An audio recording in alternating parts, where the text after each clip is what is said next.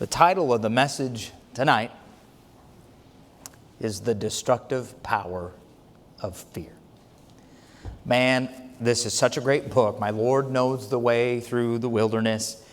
And I think the Lord not only knows the way, He also knows the lessons we need at the times we need them. And I did not choreograph and orchestrate this series to take place at the time in our history that it did. But this past year has been like a journey through the wilderness. And I've needed these truths, even if you haven't, I have needed them. But the whole book, it's about learning to walk by faith and not by sight, isn't it? I mean, that's what it's about. That's what it's about. As they're moving through the wilderness to their desired destination, it's going to require Israel to walk by faith and not by sight. And all throughout the first half of Numbers, God took the time to prepare His people month after month, situation after situation, to train the way they think, to trust God and follow Him. Kind of a lot like boot camp. You know, I've never been to boot camp. I've seen, depictions of it. I've read a little bit about it.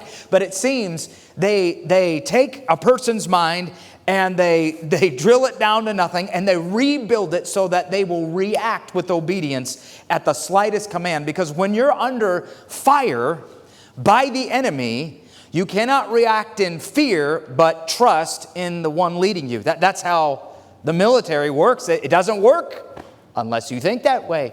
And that's what God is doing. He's kind of taking the children of Israel through a boot camp in the first several chapters of this book. And all through the whole length of the book, there's one lesson He is driving home, chapter after chapter after chapter. My Lord knows the way through the wilderness. All I have to do is follow. That's it. That's it. He's just saying, I know the way. All you have to do is follow. And for a while, things look good. By the time you get to chapter 11, man, things were good. It was wonderful. It had all the earmarks to a happy ending. Everything's working like it should. They start out on their journey, and just when things look the brightest, chapter 11 comes along. And just out of the blue, it just takes this negative turn. And we've used a road trip analogy, and I think it fits because they're kind of on a road trip.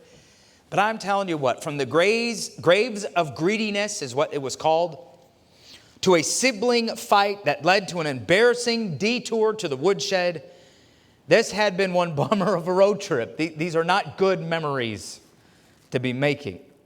Yet all along the way, in spite of all they had been through, the lesson of Numbers still rings true. My Lord knows the way through the wilderness. All I have to do is follow. That's never been not true. It's been true the whole way. The Lord knows the way. All we have to do is follow. And nothing they had experienced contradicted this one central truth. They never got to a point and came to this realization, my Lord doesn't know the way. I mean, that happens when I'm driving and my wife is giving me directions. That can happen sometimes where I say I know the way and I don't know the way, and it's discovered before I can find the way, right? That happens often in our life. It doesn't happen with our Lord.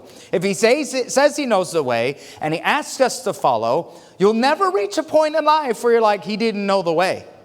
He knows the way. He knows the way. But finally, they arrived at their destination. They finally got there to the edge of the promised land. And before them lay an uncertain future with battles they could not anticipate and enemies they could not measure up to. But as we discussed last week, what did it matter? So there's an uncertain future before them. So they've got giants, and so they've got walled cities, and so they've got all this stuff. But what did it matter? God already said, this is the land I promised you. I'm giving it to you. You see that at the beginning of chapter 13. God says, go to the land I'm giving you. I'm giving it to you. So what did it matter? This was the land God had promised him. What was uncertain to them was certain with God. The only thing left to do was to respond in faith and claim the promises of God. That's it. But we have a hard time walking by faith, right? We'd prefer to walk by sight and not by faith. Even though God says walk by faith and not by sight, we human beings, we like to see things. And as human nature is inclined to do so, they chose 12 spies to send into the land of Canaan to see if they were willing to claim the promised land. They asked questions like, go see if they're a strong people or a weak people. Now think about that. Why does that matter? Let's say they are strong. God's still giving it to them. Go see if they're walled cities or unwalled cities. What does that matter? Go see if it's a land flowing with milk and honey or not. God said it was yours to take. And you know what? To their credit, they arrived and they did say, they admitted it was a land flowing with milk and honey, just as God declared. They came back from the valley of Eshcol, which means cluster. I mean, it's just like God said. It's the grapes of clusters long, carried between two men. And man, can you imagine the size of the grapes? They must have been like baseballs. I just can't imagine the kind of blessings they saw. It is truly a land flowing with milk and honey. And oh, by the way, on their journey, they stopped at Hebron. They stopped at Hebron and they saw the graves of Abraham and Isaac and Jacob and of Sarah and their descendants that God had promised this land to. Descendants who had lived by faith. I mean, everything says, wow, this is exactly what God said it would be. God must keep his promises. They had assurance from past faith, from their forefathers that they saw on the strip. They had assurance presently in the land flowing with milk and honey, just as God said. But to their shame, they reported that God could not be trusted to overcome what they saw. Doesn't that just hurt? Just gets you in the gut. Chapter 13, you're reading that like, why? You're right there. Why do you got to respond that way? They simply refuse to believe that the Lord who has brought them thus far will be their deliverer now, in spite of all the evidence. It just doesn't make any sense. And maybe you're like me and you read this and you think to yourself, how could they literally explore the promises of God and not claim them? I mean, their feet were literally walking on the promises of God that he made 400 years prior. You can't get any more tangible than that. They're literally exploring the promises of God, and they failed to claim them. Well, that came down to a matter of perspective. At the end of the lesson last week, we came to this conclusion. 12 men went to spy in Canaan, and none of it mattered. It doesn't matter that 10 were against and 2 were for. It wouldn't have mattered if 10 were for and 2 were against. It wouldn't matter if the whole nation was for or the whole nation was against. God already said, it belongs to me and I'm giving it to my people. Regardless of who was for it or against it. But ultimately, as we get to our text today, the real problem was not that some spies complained. That's always going to happen, right? That's always going. Maybe I should just carve out a little spot and remind us that anything in life worth doing is going to have some detractors. Everything in life is like that. That's always going to happen. So listen, ultimately, however, the real problem was not that some spies complained. That's always going to happen. But how the people would choose to respond. And that's what brings us to the text tonight. Now, I won't make you stand, but I am going to read verses 1 through 10. Here's what the Bible says in chapter 14. The spies have delivered their message. It's time to see Israel's response. And all the congregation lifted up their voice and cried. And the people wept that night. It doesn't get much better from there. And all the children of Israel murmured against Moses and against Aaron. And the whole congregation said unto them, would God that we had died in the land of Egypt, or would God that we had died in this wilderness. Now they're just losing their mind. And wherefore hath the Lord brought us unto this land to fall by the sword, that our wives and our children should be prey? Were it not better for us to return to Egypt? And they said one to another, let us make a captain, and let us return unto Egypt.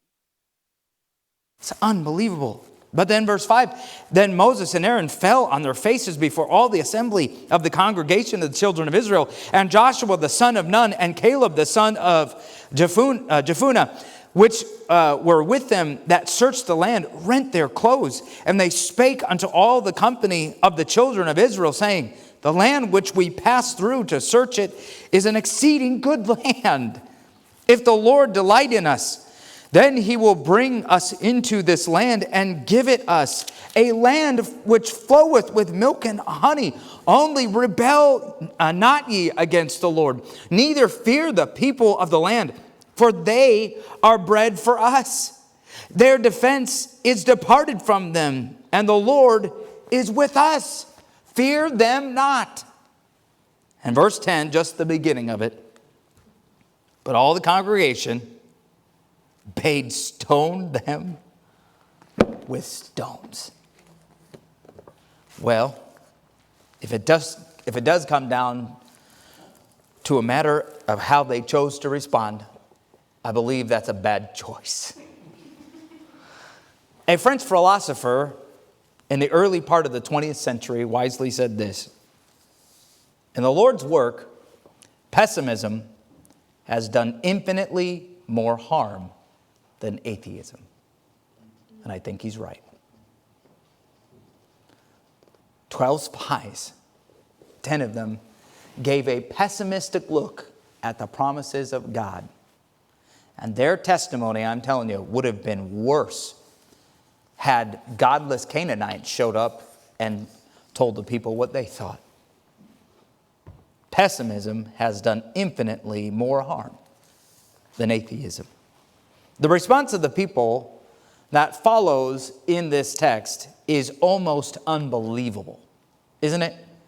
You're reading it like, I don't understand. Where are you getting these ideas? I mean, it's almost unbelievable. It is certainly unreasonable, unquestionably foolish, and in direct opposition to God's revealed will for them. I mean, you certainly can see that. Their rebellion is nothing short of astonishing. It's astonishing. It takes your breath away. But the real question is, why did they respond that way? What? I mean, is that not what you think? It's like, I don't get it. After everything you've been through, they're not so foolish as to have forgotten what God has done. They're not idiots. They know what's happened over the... So what prompts this? What brings out this kind of response? What drove them to even think this way? And for that matter, why did Moses, Aaron, Joshua, and Caleb have a radically different response? Well, it all comes down to one little word: fear. Fear. Fear. Fear is a powerful agent, isn't it? We were just discussing with Alex and Jordan. Alex and Jordan didn't know there were going to be like illustrations in like every message. I will try to keep it all PC, but nonetheless, we were discussing in marriage counseling. Somehow it came up about my daughter sleeping and how she slept at night when she first began to sleep on her own. And she's the best sleeper we had in the house. I mean, like, she slept through the night. Not only did she sleep in the night, we never started her with a nightlight, so she never wanted it. To the point that when she was old enough to talk, when the boys would, because she'd go to bed first, when the boys would walk through the hall by her door and turn on the light, you could hear my daughter say, "Turn off the light, I'm trying to sleep." She wanted it pitch black. That's how she wanted it. It's amazing. My little girl wanted it pitch black. And then something happened. It's called a brother. It might be that maybe a little brother introduced an idea to her that she had not thought of before. That in the dark, there are monsters. And I'm telling you, overnight, no more darkness was allowed. The lights had to be on. Oh, but it gets worse. Staying in bed did not happen very frequently after that point. And I had elbows and have had them in my side ever since because somebody wants to share the bed with my wife and I occasionally when she thinks about the things that are not there in the dark. All because of one little word, fear. I'm just saying, fear is a powerful agent. Do you know that fear can prevent the will of God from being done? It can. Why we should not, excuse me, I read the wrong section there. Fear can prevent the will of God from being done. And in this passage, God demonstrates for us how fear can radically change your perspective. The first, what's interesting about this passage is I'm going to tell you what we just read, but it doesn't really need a lot of explanation. You have two perspectives. You have a perspective of fear, and you have a perspective of faith. And it's no more complicated than that. If you begin from Exodus chapter 1 to the mission of the spies in Exodus chapter 13, there is one story. Do you know what that story is? How God brought the children of Israel out of Egypt through the wilderness to the promised land to give them the promised land. Isn't that what it's about? That's why we call it the book of Exodus, so they could leave. Right? That's the whole story. God's bringing them into their promises. That's what the whole story is about. Now, within sight of their goal, they're willing to give it all up. This is just mind-blowing. I mean, just this perspective of fear has so messed up these people that after 400 and some odd years of waiting for the promises of God, after being delivered out of Exodus, walked across the wilderness right up to the border of the promised land and sending spies into it, their perspective of fear made them willing to give it all up. It's incredible. It's incredible. And what's interesting is they all felt that way. If you're reading the first two verses, it's pretty clear. Let's just read it. It says, "And all the congregation lifted up their voice and cried, and the people wept that night. And all the children of Israel murmured against Moses and against Aaron, and the whole congregation said unto them, Would God that we had died in the land of Egypt." Oh man, everybody, all the people wept, all of them. It does make you kind of question their emotional stability, because this is not the first time they've wept all night. I mean, all of them. It's crazy. In the camp of Israel, unbelief and discouragement began to spread rapidly from heart to heart. And before long, all the congregation lifted up their voice and wept all night. You know, a complaining spirit is evidence of an ungrateful heart and an unsurrendered will. By our grumbling, we're daring to say that we know more than God and we know best for our lives. Because that's what it is. Ungratefulness and complaining against the will of God is another way of saying, I know better than you. And they began to complain. It's not just that they wept. It's not that they were afraid.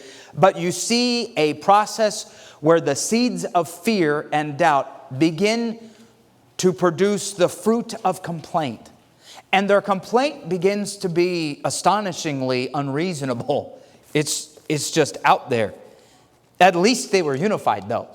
I mean, all of them were in opposition at this point to the will of God. They despised his generous provision. They asked the Lord, they asked, why is the Lord bringing us to this land? I mean, think about that question. Why do you think the Lord is bringing you to this land? It was because he loved them. It's just like everything that was once reasonable becomes unreasonable. And they actually had the audacity to ask, why did the Lord bring us out here? Are you serious? It was a gift from God. It's the most lavish way that God can pour upon his people a blessing, where they could go into cities that they did not build and homes that they did not construct and eat of vineyards they did not plant, a land flowing with milk and honey. And he would chase out the enemy and he'd develop his people there and give them a home. That sounds good. It sounds like God loved them. It sounds like God provided for them. And yet their response is astounding.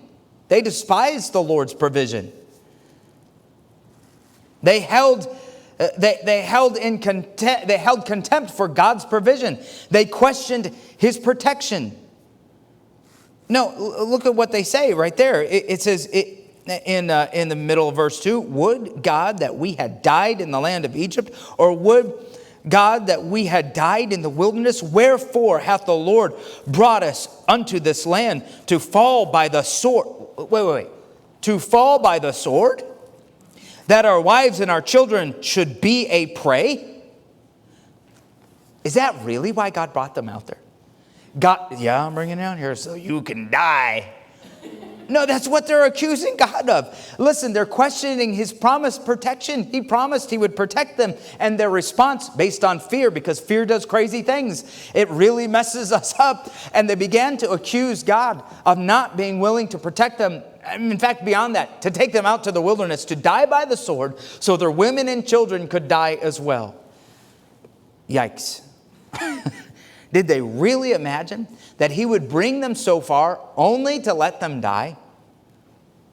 They not only did that, they spurned his unfailing love. They said, wouldn't it be better for us to go back to Egypt? Okay, this one really gets me. Wouldn't it be better for us to go back to Egypt? All he had done in liberating them from their cruel oppressors was dismissed in a heartless, blasphemous sentence. It'd be better for us to go back to Egypt. It is one thing to reject the future. That's the unknown. That's what's going to happen in the land of Canaan. It's one thing to reject the future. It was quite another to reject the past as a total embarrassment to them. They were looking for someone who would take them back to the pre-Moses lifestyle. Look, when I say reject the past, they forsook all the provision God gave them. They forgot all the way that God delivered them. They're rejecting it all. They're not just rejecting how God took care of them or how God would take care of them in their future. They rejected how God took care of them so far. And they say, we want to go back. What a slap in the face to God. It's nothing short of blasphemous rebellion. Do you see that? Again, doesn't take a lot of, well, let me explain what the Bible actually means. I think you know what it means. It's just unbelievable. What are they thinking? I love what one commentator said. He said, verses 3 and 4 demonstrate graphically the stupidity of unbelief. Return to Egypt.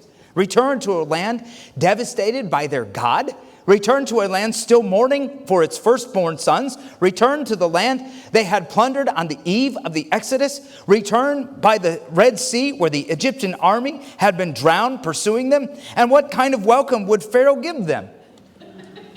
That's a pretty good thought. What were they expecting to find when they went back to Egypt? That's absolutely ridiculous. Yet, that seemed, listen, think about it.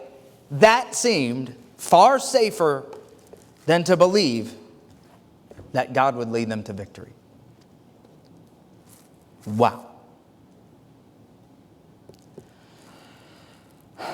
They wanted to return to a world of bondage instead of believe a word of blessing. Give me bondage instead. I look at this first perspective. And it's puzzling. Because fear not only hinders the will of God, it makes you think radically wrong about Him. One commentator said this, and this is so good. He said this: often, in a state of rebellion against God, one loses the benefit of spiritual mooring, whereby wisdom and discernment become elusive and proper decision-making is made extremely difficult.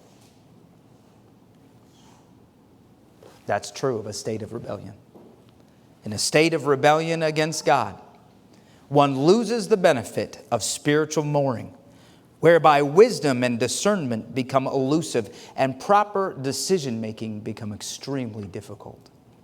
See, when you begin to fear the will of God and you begin to rebel against God, you are also rejecting wisdom, because He is wisdom. He is truth. He is the way, the truth, and the life. Is He not? That's our Savior. And to rebel against Him puts you in a place where you lose all spiritual mooring, and decision-making becomes extremely hard. All because their perspective was one of fear. They feared men above God. At the end of the day, it's not that they had no trust in God. They had trusted Him for brief moments in the time leading up to here. They did. We cannot look at them and say they had no trust in God, because when God said, okay, when the cloud moves forward, follow. Well, they did. And when God said, pass through the Red Sea, they did. I mean, there were moments they actually responded in the fear of God.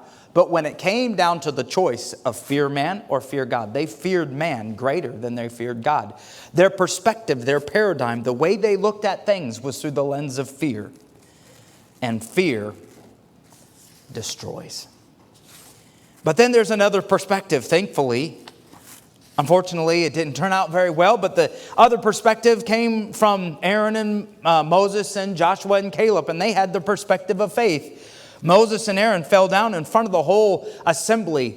They fell down and they cried before them. They were overcome with remorse that such awful things had been said, that such blasphemous, ungrateful things. But they pleaded for them, and they pleaded with God. And then Joshua and Caleb, they tore their garments, they rent their clothes. In their moving final appeal, they presented their hearers with a majestic view of God. They try to right the ship. They get in there and say, guys, listen, that's not our God. You're thinking all wrong. And so they begin to lay out the facts about God, as you begin to see.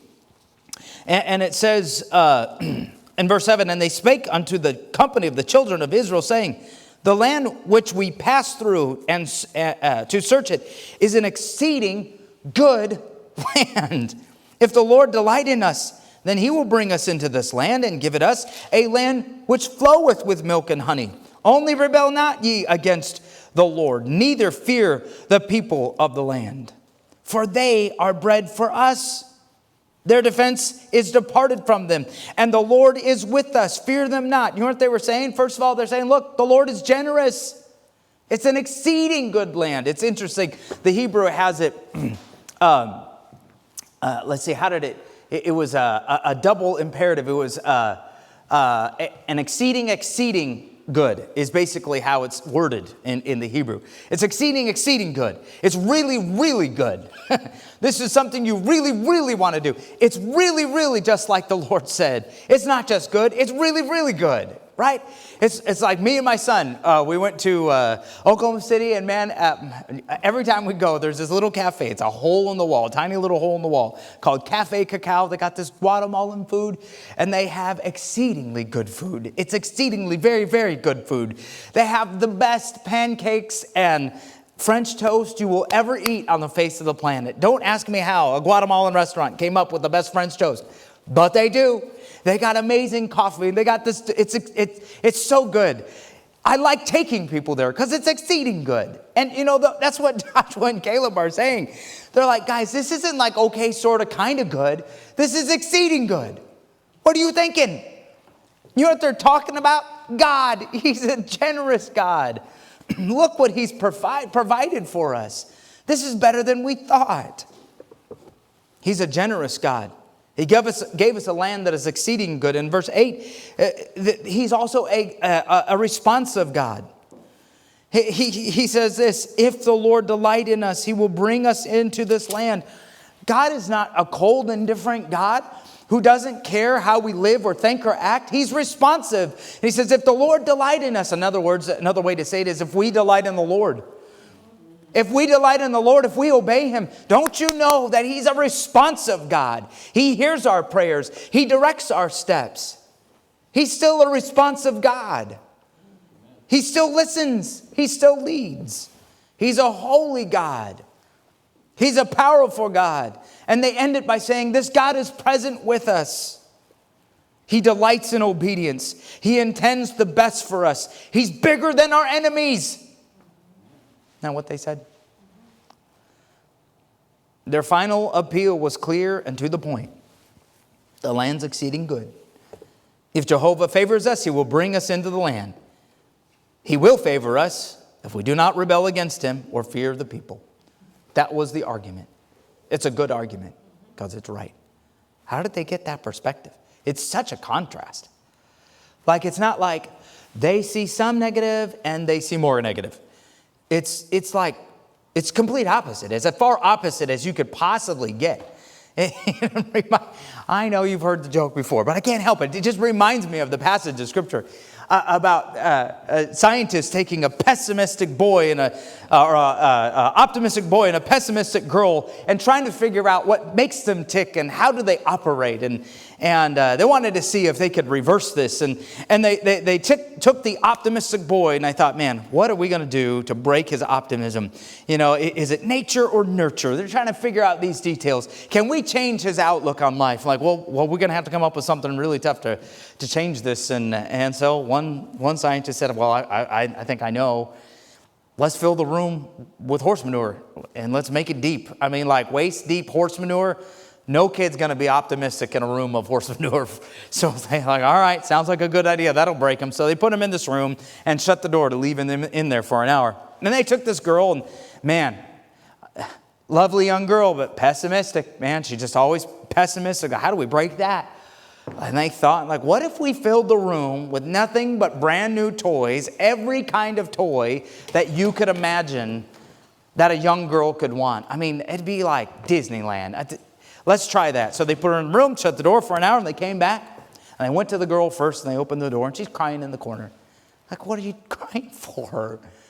And she's crying. He says, all these are so nice toys, but none of them are mine. And I'm afraid if I play with them, I'm going to break them. And then I'll get in trouble and people will be mad at me. It's like, my word.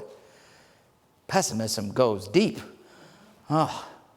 Well, at least we know we broke the optimist. And they went into the optimist's room. And that boy is doing swan dives. I mean, he's diving in the stuff. He's flinging it everywhere.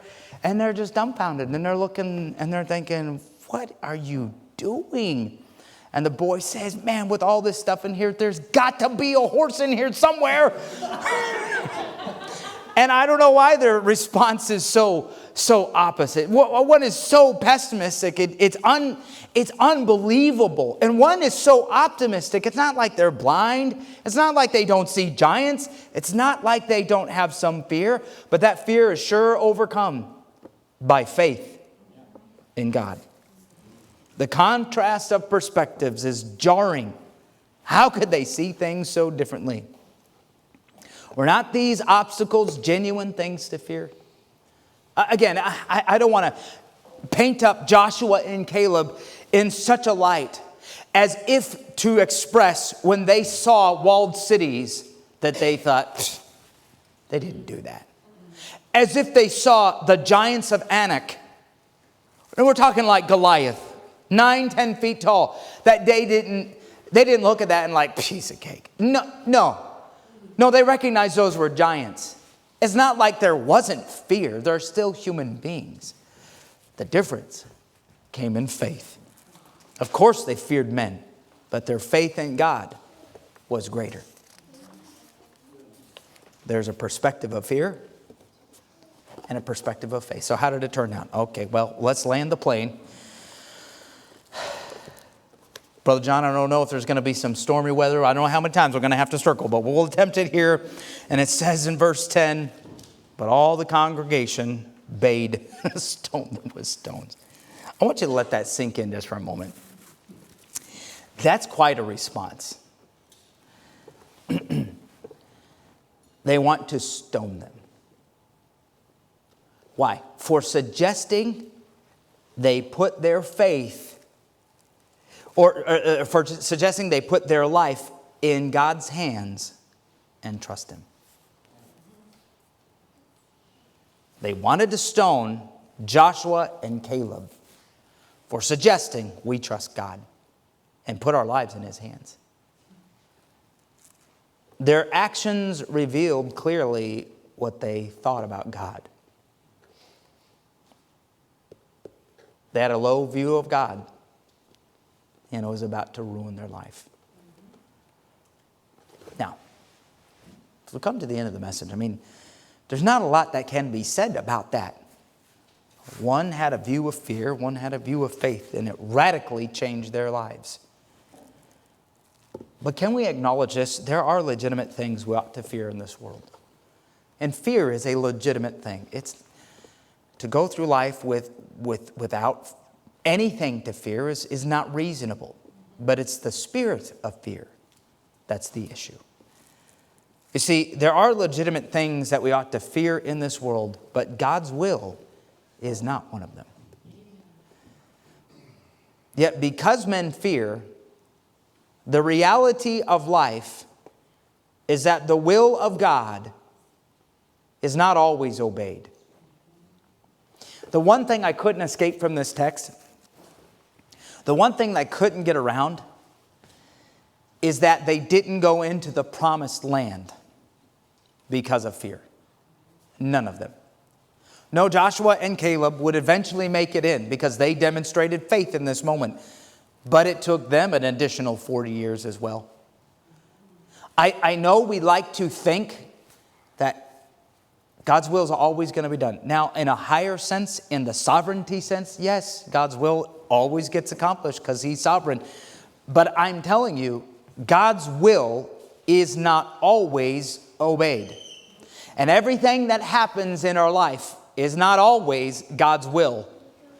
I think sometimes we really sugarcoat our decisions to reflect a false sense of being in the will of God simply because we chose not to do what He said. We say things like, well, it must not be God's will. No, I'm serious. Do you realize, and I hope you do, that there are countless men and women who God was moving upon their hearts to be missionaries in some foreign field who never went because of fear. And they rejected the will of God. It happens. Do you realize there are marriages that have taken place that were outside of the will of God because two people decided to do it their way and not God's way? Do you realize that marriages fall apart and don't last and don't stay together, not because God does not provide a path to reconciliation in broken homes, but because people don't always do the will of God? I don't like that. It's uncomfortable because when the will of God is not done, it doesn't just affect you, it affects other people. But we have to accept the fact that God's will is not always done. So what do we do about it? Well, there's at least two things you can do about it. Number one, don't fear the will of God. Don't fear the will of God. Are there elements of doing God's will that are fearful? Yeah. walking by faith and not by sight is not our preferred way to walk. But it's nothing to fear if God is with you. We could pick anything you want. Talk about giving to the Lord. Is that a scary thing? Yeah, it's scary. It's scary to learn how to give to the Lord.